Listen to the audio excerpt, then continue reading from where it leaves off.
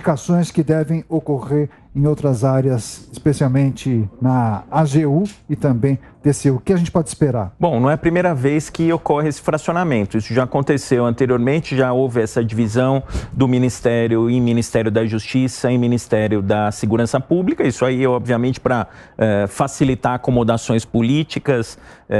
Eu acho até que os assuntos são diferentes também, que deveria ter essa divisão permanente, mas pelo que eu estou entendendo nesse contexto então, para além de reforma ministerial para acomodar aliados, eu acho que são áreas correlatas, mas funcionam melhor separadas? Eu acho que sim, eu acho que a gente já teve uma experiência recente, eu acho que funciona melhor dividido, mas eu acho, na minha opinião, vai o Flávio Dino, né?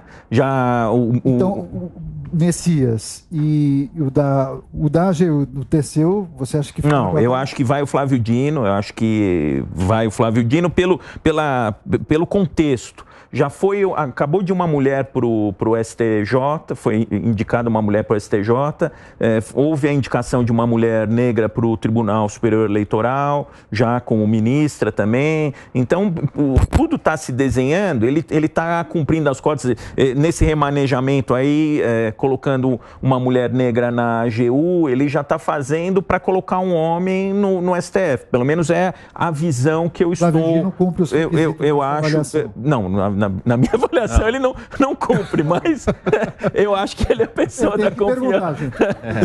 Eu acho que ele é pessoa da confiança do presidente. É alguém da cozinha. Ele vai colocar, ele colocou o Zanin e vai colocar o outro da cozinha. Da cota pessoal. Na cota pessoal. Porque muitos analistas diziam, bom, a primeira indicação será da cota pessoal. Ok, imaginávamos isso. Cristiano Zanin, ex-advogado. O segundo, ele iria atender a alguns setores, a alguns segmentos. Por essa razão é que os nomes dos chefes do TCU e AGU ganharam força.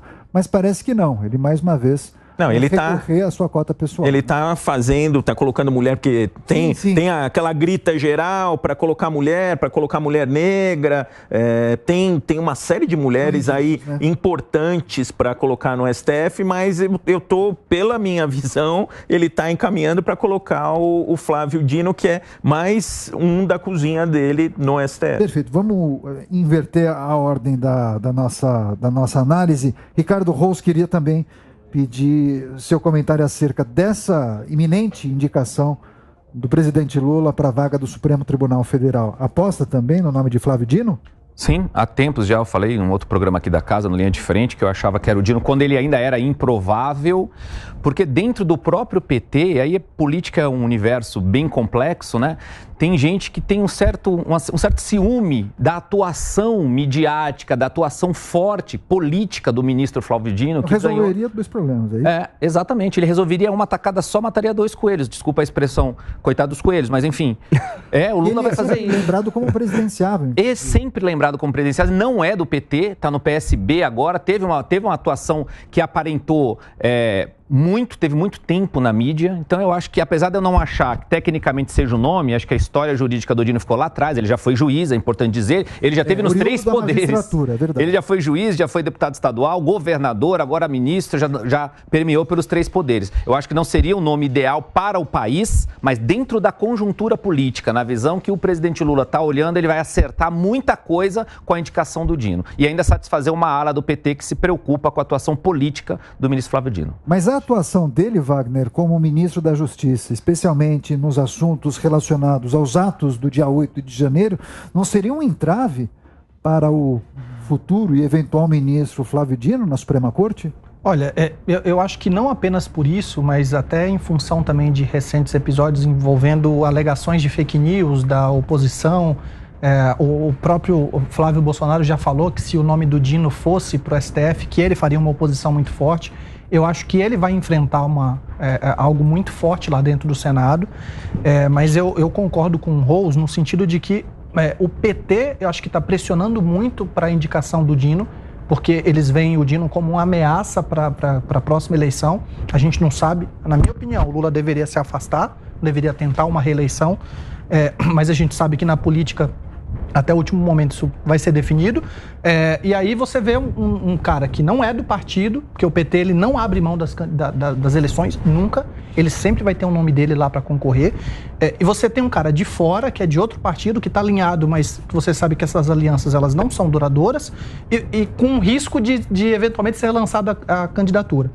E o Dino tem aparecido muito na mídia, ele é uma pessoa que tem um certo apreço popular, porque ele se comunica bem, ele tem aquelas sacadas, aquelas tiradas que ele dá, que o pessoal acaba, de certa forma, na internet. Então, ele tem um certo engajamento que pode ser que algumas pessoas acabem acreditando ou se convencendo de que ele poderia ser um bom nome. Então, eu acho que quando o Lula faz essa indicação, ele acaba tirando esses dois problemas de frente.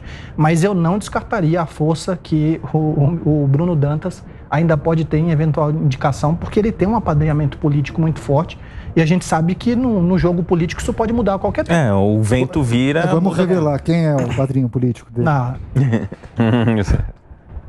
Prefere não revelar. Segredo. Deputado Coronel Telhada, essa possibilidade que os nossos colegas estão aventando, Flávio Dino seria escondido por conta de uma insatisfação do PT na Suprema Corte Brasileira. Essa indicação também teria um outro objetivo, além de colocar alguém, em tese, alinhado ao presidente. Isso me lembra aquela velha frase que a gente aprende no meio militar, na lei de Murphy, Não há nada ruim que não possa piorar, Só o que faltava para acabar de ter problema, Flávio Dino é uma pessoa muito inteligente. A gente que trabalha com ele em Brasília, não dá para tirar o mérito dele de inteligência e capacidade dele. Só que é uma pessoa também que não traz a união nacional, não é uma pessoa que agrada a todo mundo. Realmente o PT ele se preocupa sempre com si mesmo, ele não está preocupado com o país, o que vai acontecer, eles só se preocupam com o partido e com si mesmo. Então o Flávio Dino é uma ameaça dentro do PT, muito grande. Hoje nós não temos dentro do PT um outro nome que tem o nome do Lula. Saindo do Lula não existe nome que vá substituí-lo. E o Flávio Dino é esse nome e não está dentro do PT. Então pode ser que sim, eles façam de tudo para anulá-lo, e até anulá-lo levando para o STF, o que eu entendo que seria muito ruim para o Brasil. Aí para cima, seria muito ruim para o Brasil isso aí. E lembrando que ele é senador, No pior das hipóteses, ele volta ao Senado. Então ele é uma pessoa que com certeza ainda aparecerá muito no Teatro Nacional, Teatro Político Nacional. E com relação aos ministérios também, só queria fazer um adendo aí, que nós não precisamos de mais ministérios, já temos suficiente, Mas nós que somos da segurança pública, em contrapartida, sempre pedimos o Ministério da Segurança Pública, que é uma das principais causas de problema para o brasileiro hoje. A segurança pública é uma coisa que traz preocupação a todos, em todos os níveis. Entendeu? Então eu entendo que essa criação do Ministério Público seria bem-vinda no momento, porque realmente há muitos problemas de segurança pública a serem tratados, a serem corrigidos, e nós precisamos de uma pessoa forte para que abrace essa causa no nível nacional e traga soluções imediatas, porque diariamente morrem pessoas por falhas em todos os níveis, municipal, estadual e federal. E é necessário pensar nisso no nível nacional para se trazer novidade no combate ao crime organizado. Doutor Rolo, me corrija se eu estiver errado. Na gestão de Michel Temer, houve o fracionamento. Sim. Alexandre de Moraes na Justiça e Raul Jungmann na Segurança Pública, salvo engano. Exatamente. Na gestão de Jair Bolsonaro. Reunificou, inclusive, com o Sérgio Moro. Exatamente. Tocando esse ministério. Também queremos ouvir o senhor, professor Suano. Bom, eu vou ser bem rápido. Particularmente, eu sempre tenho uma certa angústia com o Ministério de Segurança Pública. Eu concordo com o senhor, eu preferiria que que a questão da segurança ela fosse realmente descentralizada e, ao invés de um Ministério da Segurança, nós tivéssemos um conselho de comandantes das seguranças públicas dos estados, em que esse conselho reivindicasse os recursos e aquilo que é necessário para que cada estado, mas que isso fosse o Ministério da Segurança Pública. O senhor está entendendo? Que fosse isso e não um ministério propriamente dito. Por quê? Porque o Ministério de Segurança Pública ele lembra muito o Ministério do Interior, daqueles regimes mais autoritários e mais centralizados, em que ele pega e fala. Então isso me angustia. Eu prefiro que a segurança seja tratada mais pelos estados. Mas eu concordo com o senhor, precisa ter uma atenção maior.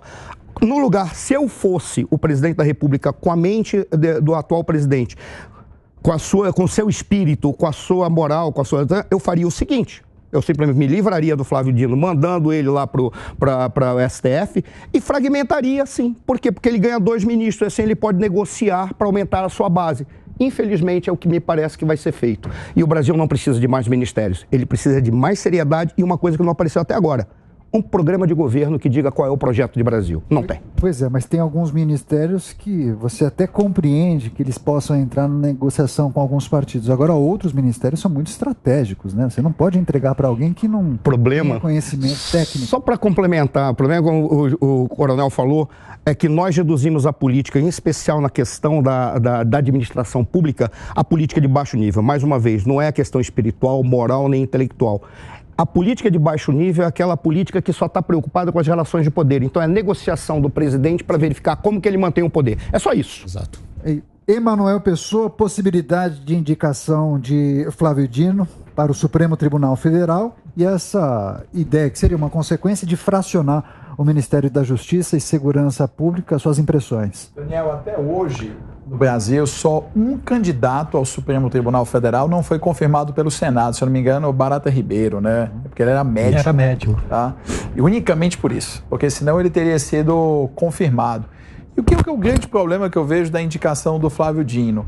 Quando você, por exemplo, de novo, um paralelo com os Estados Unidos, quando a advogada do George Bush pai foi indicada, o Senado, mesmo com domínio republicano, o partido dele disse, não, ela não passa aqui não, porque ela é sua advogada. Ela tem que ser ministra da Suprema Corte, não a sua advogada na Suprema Corte. Então, eu acho uma aberração no Brasil que a gente tem habitualmente advogado-geral da União e ministro da Justiça virando ministro do Supremo Tribunal Federal. Foi o Gilmar Mendes, né? Foi o Toffoli, foi o Alexandre de Moraes, foi o André. Não, o Zanin foi advogado particular, também é ruim, mas eu estou falando assim dos cargos, né?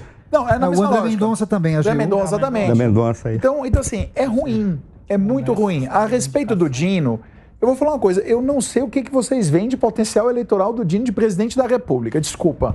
Também não. Eu não entendo vocês falarem que o Dino é uma ameaça ao PT. Se o Lula amanhã indicar uma geladeira, a geladeira vai ter 16%. Oh, desculpa, se o Lula indicar o Fiat Maré, o Fiat Maré vai chegar a 30% dos votos na próxima eleição. Eu tô falando do Fiat Maré. Turbo. Tá? Entendedores entenderão. Quem não entender, coloca no YouTube, você vai ver vídeo Fiat Maré pegando fogo. Você vai achar um monte de vídeo. Então, se o Lula indicar o Fiat Maré, vai ter 30%. O Flávio Dino não vai chegar a 30% nunca. Mas nunca. Certo? Então, assim, vamos tirar o Flávio Dino. Desculpa, o Flávio Dino se mostrou brilhante. Ele conseguiu projetar uma sensação de poder, uma sensação eleitoral que ele jamais terá na realidade, para fazerem as pessoas do partido terem medo dele ser uma concorrência, para ele conseguir a cadeira mais desejada de qualquer jurista do Brasil. O Flávio Dino é jurista de formação, foi juiz federal. Então é a cadeira mais desejada de qualquer juiz do Brasil, a cadeira de ministro do Supremo Tribunal Federal, para quem quer ser servidor público ou para quem quer encerrar a carreira. Então, desculpa, ele foi brilhante. Ele projetou um potencial eleitoral que ele não tem, que ele jamais concorreria de novo. Fiat Maré, indicada pelo Lula, teria mais votos que o Flávio Dino, ponto. Basta ver, o Haddad foi para o segundo turno na eleição passada. Certo? Não ganhou para prefeito de São Paulo. Certo? Perdeu o prefeito de São Paulo, foi para o Dória, né?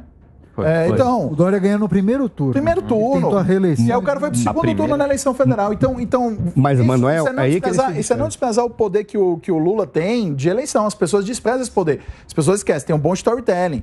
O cara saiu lá de retirante para presidente da República, não vou discutir se ele é bom ou se ele é ruim. Tô falando que tem um bom storytelling. Questão PT, Emanuel. Ele tem que se livrar para dar a vaga ao PT. O PT quer esse cargo, tanto o cargo do STF quanto os cargos ministeriais. Haja vista aqui. Então vai. Emanuel, raciocínio aqui. Ele tá caindo pra cima. O PT aqui em São Paulo, por exemplo, só para você entender o paralelo do potencial eleitoral, em São Paulo o PT abriu mão da cabeça de sapo por causa da condição do cara do PSOL lá que me falou, do Boulos aqui. Mas o Boulos, então, o Boulos é a vitória da consistência ao longo do tempo, vem sempre se candidatando. O nome do Dino, antes do Haddad, na época do Haddad, o nome do Dino já tinha sido cotado. Pode ser o Dino, governador do Maranhão. Ele está sempre ali sondando a esquerda. Dele na pandemia. Mas eu também concordo com você, não acredito no potencial eleitoral. Não tem mesmo, mas a questão é que ele pode tirar votos. É isso aí. Ele pode encher o saco. Já há uma preocupação em não pulverizar os votos. É isso aí. Não tira voto. Não tira. O senhor não quer fazer uma... Não, porque foi o tempo, eu vou tirar a voz do coronel Telhado, jamais. Na eleição passada. O Ciro apagou na eleição passada pelo Lula. Não tem isso. Mas o Lula é o fator que muda. Se você pegar as eleições passadas, se você pegar a Haddad primeiro turno, o próprio Ciro, você tem uma perda ali. Porque tem muita gente hoje, que aí você fala do Lula, você tem um petismo, você tem um antipetismo, e você tem hoje o antibolsonarismo também que se criou. Então, você tem uma divisão. O PT pode enxergar o Dino como uma forma de tirar um percentual, porque ele sabe que na próxima eleição, seja quem for o candidato da direita, ele sabe que não vai ser uma eleição fácil de ganhar. Então, se o Dino aparece lá como um possível presidenciável por um partido que ele está vinculado... É só para ele não atrapalhar, Manuel, eu concordo, mas isso atrapalha. Eu vou fazer um paralelo. As antigas monarquias, antigamente, quando tinha que dividir terra, dividir a terra, quando tinha um parente que poderia encher o saco do primeiro-herdeiro, o que eles faziam? Não, transforma em arquiduque, granduque. Dá um título de nobreza, promove para cima e não enche o saco aqui, porque ele pode atrapalhar. Até hoje, né? Essa que é a questão. É uma jogada política. Ou seja, o Flávio Dino, porque ele traz muito protagonismo. Eu acho que ele não consegue, ele consegue menos, ele consegue a metade do que a Tebet.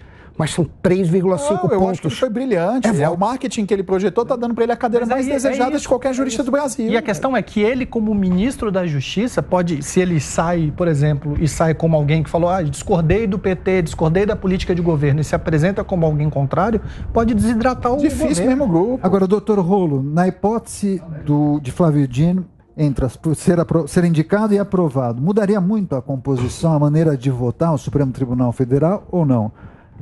Ele e Rosa Weber... O Supremo, entender o Supremo... A gente na área do direito tinha um livrinho lá para entender Kelsen, né?